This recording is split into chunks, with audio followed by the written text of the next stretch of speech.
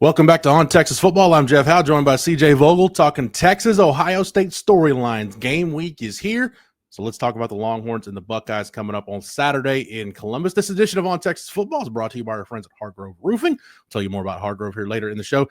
CJ, let's start with what I think is the biggest storyline going into game week, and that's the health of Trevor Goosby. We reported over at ontexasfootball.com on Friday that he's been back at practice, but has been very limited at this point. You and Bobby in particular have reported about the shuffling O-line combinations.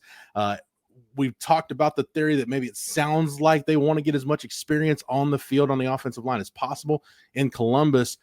Let's start with Trevor Goosby, though. Can Texas win this game without Trevor Goosby at left tackle?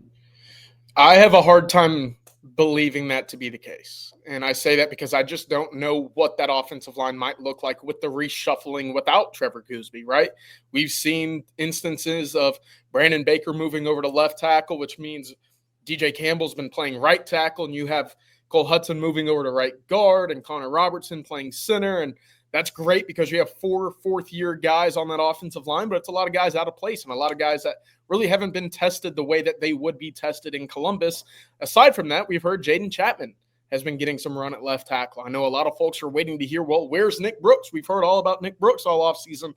I don't think Texas is going to want to trust a true freshman at left tackle when they have to go on the road and play against Ohio State. Look, it's just a matter of the fact Texas struggled a little bit with Cam Williams last year, making his first career road start at Michigan.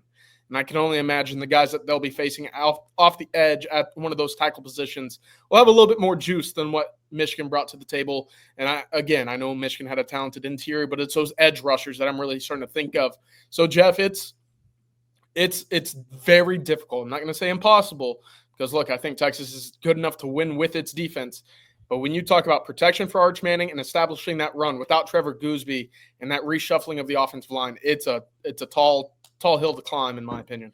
This is where the Andre Kojo injury really comes back to hurt, because at least you would have had a true tackle that, even though Kojo's not experienced, he's got program experience. So you would have loved to have put him in there. And look, I'm not saying that Texas doesn't want to win the Ohio State game, but this game doesn't prevent Texas from winning an SEC championship, and it won't win them an SEC championship. So at least you could have gotten maybe a guy like Andre Kojo some valuable experience, but we'll see what happens. And again, Trevor Goosby's been back at practice. He's been limited with – it's an injury, CJ, in the finger-hand realm. Here's the interesting part of this.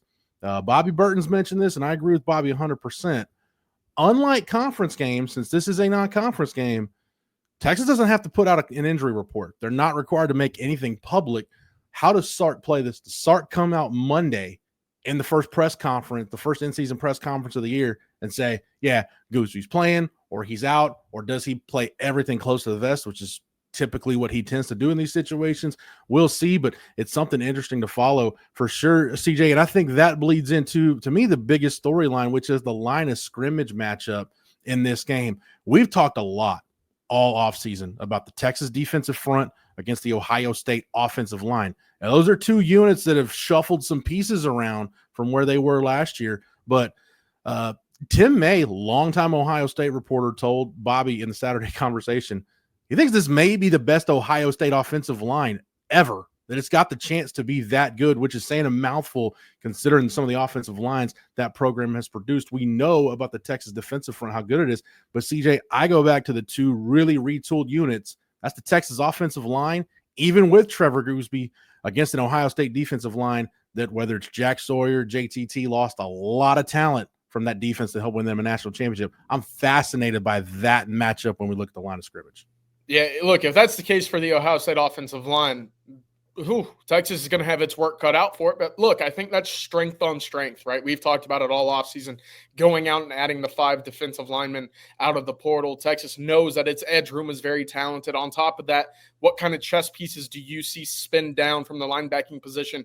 Trey Moore, Anthony Hill. Texas is going to have to get exotic.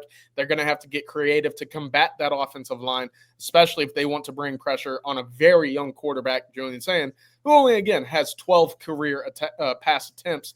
But it's that other side, right? We've talked about the reshuffled offensive line for Texas. For those tackles, I know that Ohio State has lost Jack Sawyer. They lost JTT to the draft. but it's Bo Atkinson who they need to have circled. Where is he on the field? He is their Colin Simmons for 2025. Had 8 sacks, 26 pressures a year ago at North Carolina, transferred over in the winter. That's the guy that Texas cannot let beat them on the line of scrimmage, whether that's attaching Spencer Shannon or Jordan Washington or jack injuries to help nub off of that tackle. Wherever Bo Atkinson is, he cannot be the one that disrupts the Texas game plan. But all in all, this is why you play these big games, to see how you amount early in the season to elite level front sevens and trench play. This game, regardless of outcome, will help Texas and Ohio State for the long run this year. It's not going to make a difference between Texas. It's not going to go back and change the Cotton Bowl outcome, but I'd really like to see Colin Simmons or Anthony Hill or somebody return the favor. I just need a Jack Sawyer palate cleanser from the Cotton Bowl, CJ. I need to kind of get rid of that and get a new image when I think about this game.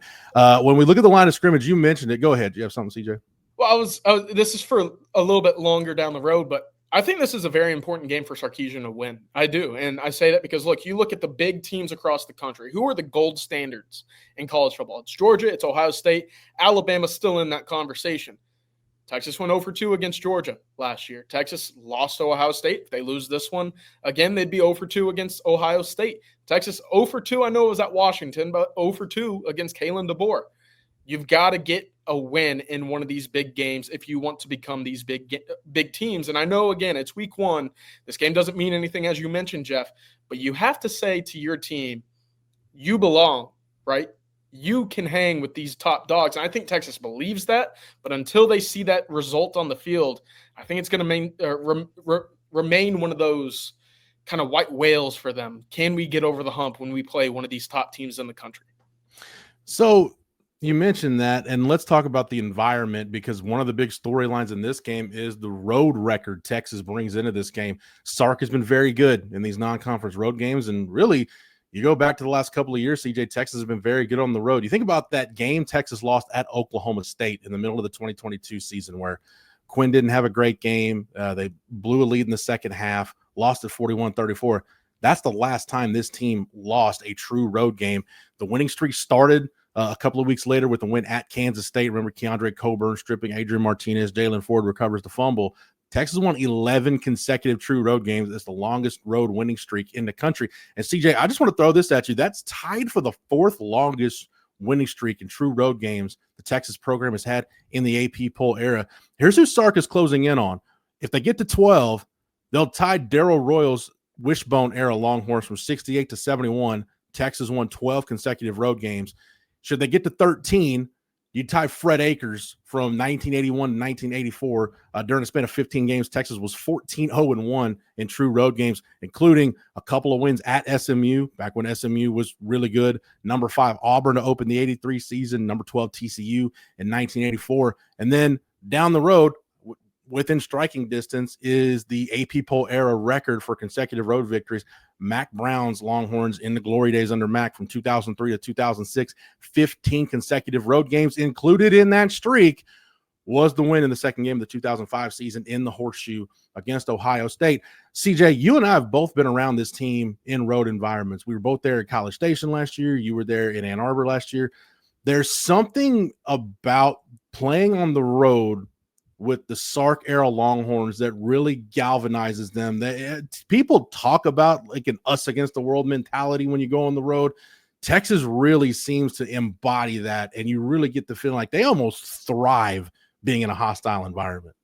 Yeah, I think so, and I think it starts with that defense. I think going out there, and we heard from Anthony Hill, my favorite quote of that day, Jeff, seeing opposing fans leave the stadium when Texas knows that this game is in hand, that's really where they kind of get off when it comes to watching and playing on the road. And what's interesting is, look, for Quinn Ewers, playing on the road was probably his favorite thing too, because he was spectacular at it, especially early on in the season.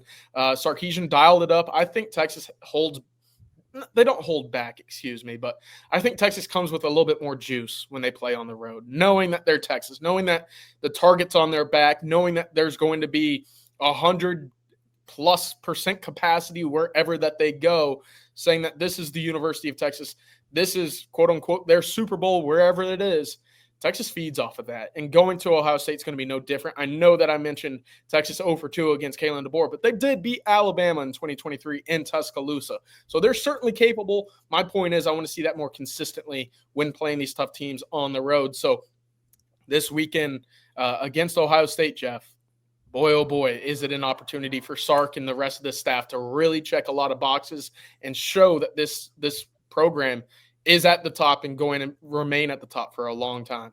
The first of 3 games this year that I think when the dust settles, it could end up being the toughest true road schedule a Texas team has ever played. When you go to Columbus, you go to Gainesville, and then you go to Athens. This is the first leg of it. And we'll get back to it here in just a second. I got a couple more things I want to touch on. But right now, I want to thank our sponsor for this edition of On Texas Football and say thank you very much to our friends over at Hardrove Roofing with offices across Texas, including in Austin, as well as Arkansas and Louisiana. Hardrove Roofing will take care of all of your roofing needs. Plus, they're Longhorn friendly with partners like former defensive tackle Stevie Lee. They are the most pro burnt orange roofing company out there. No one wants to turn their home over to a company they can't trust, so call Hardrove today for a free no strings attached roof inspection. Just call 512-645-3202. Again, that's 512-645-3202 for your free no strings attached roof inspection, courtesy of Hardrove Roofing.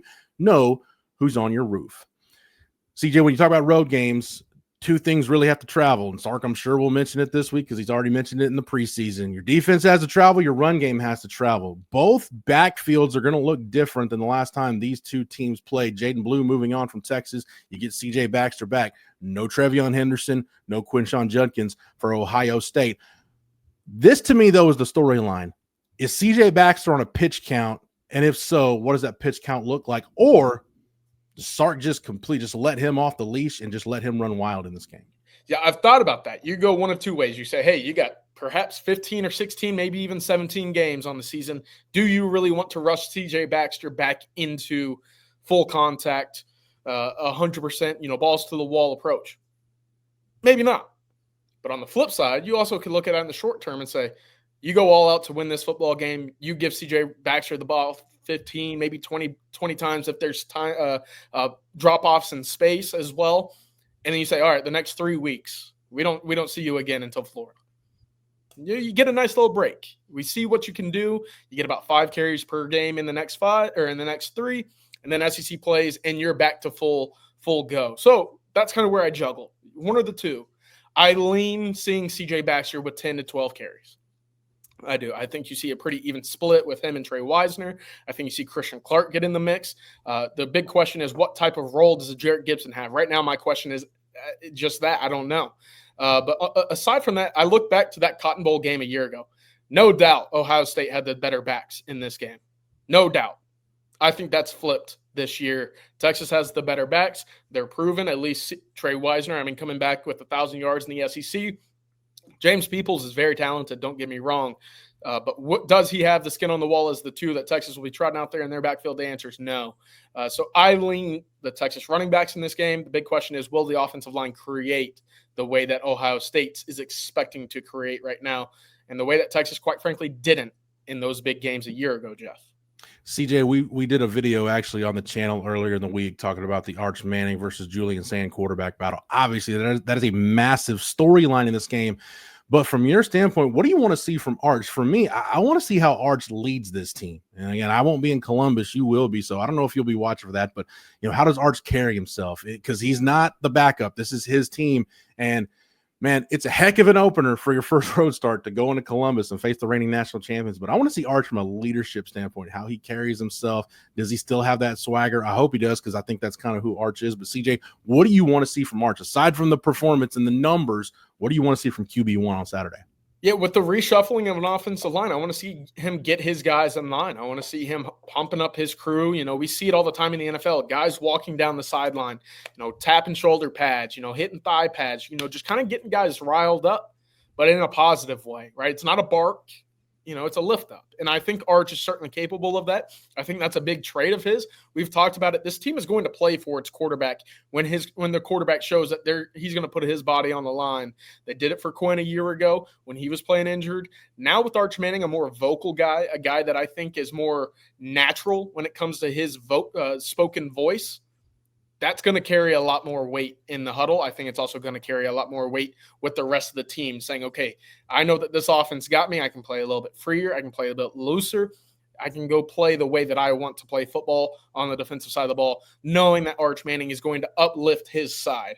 I think it's going to have a kind of a rundown effect in that regard as well. So, look, it's exciting. Aside from that, it's a big road test. How does he handle the noise? How does he handle corrections up front, audibles, making sure that line is where it needs to be, communication remains on point? All I know is, look, both of these quarterbacks are going to be tested, and I would sure rather be – this might sound a little crazy. I would sure rather be in Arch's shoes, having seen snaps before in key situations, very rarely on the road, playing my first road game at Ohio State, than be Julian saying going up against this Texas defense for my first career start. CJ, I'm going to throw a two-part question at you. Rod Babers and I did a breakdown this week for Football Theory, looking at Jeremiah Smith, just how Texas plans on dealing with him. I want to go out on a limb and say his production is going to be more than that one catch for 3 yards he had in the Cotton Bowl. But one, how do you think Texas defends Jeremiah Smith? What would you do if you're Dwayne Akina or Johnny Nansen or PK putting that game plan together? And two, a lot of talk about Jeremiah Smith. Is this the game where Ryan Wingo kind of unveils himself to the country? Because when you go back and look at that 2024 group of wide receivers, it was a historic year nationally for wide receiver recruits. But don't forget, Ryan Wingo was one of those highly ranked guys too. There was a lot of 5-star type guys in that class, but Ryan Wingo was one of them. Yeah, I do think this is an opportunity. We saw it against Michigan last year early in the road, the 55-yard reverse.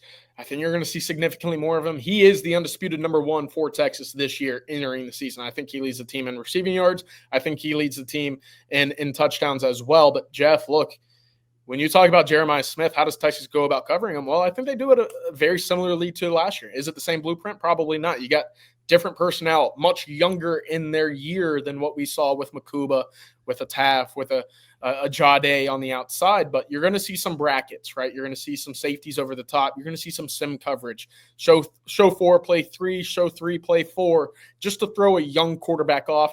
What I'm going to be really interested in, how often do they trust Malik Muhammad, or how often do they trust Jalen Gilbo in man coverage? If they're bringing pressure up the middle or with some of these backers from the secondary even, how often do they trust pure one-on-one coverage against not just a Jeremiah Smith, but a Quincy Porter, a Brandon Ennis, a Carnell Tate? It's going to be really interesting, but altogether, continually throwing your fastball, your changeup, your curve, your slider, everything you can to make that quarterback or that hitter in this instance, not just Julian Sayin, but Brian Hartline, keep them guessing and off balance at the plate. We could be here all day talking about storylines between Texas and Ohio State, but that's going to do it for this video. We'll have plenty more on the channel throughout the week leading up to the game. And obviously on game day, before the game, during, and after, Texas and Ohio State, this blockbuster matchup to start the season. CJ, thank you so much for the knowledge and expertise as always. Thank you to Matthew behind the scenes for producing it.